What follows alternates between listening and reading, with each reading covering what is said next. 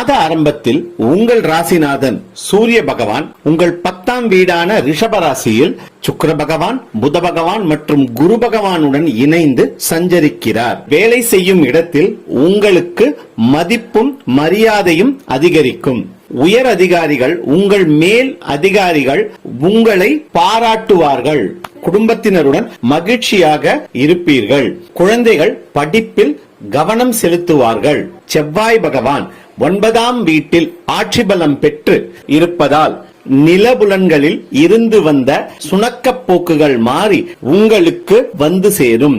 குரு பகவானின் சுப பார்வைகள் உங்கள் ராசிக்கு 2, 4, 6ஆம் இடங்களில் விழுவதால் உங்கள் குடும்பத்தில் மகிழ்ச்சி பொங்கும். தனவரவு தாராளமாக இருக்கும். உங்கள் குடும்ப உறுப்பினர்கள் உங்கள் பேச்சை கேட்டு நடப்பார்கள். எனினும் தேவையில்லாத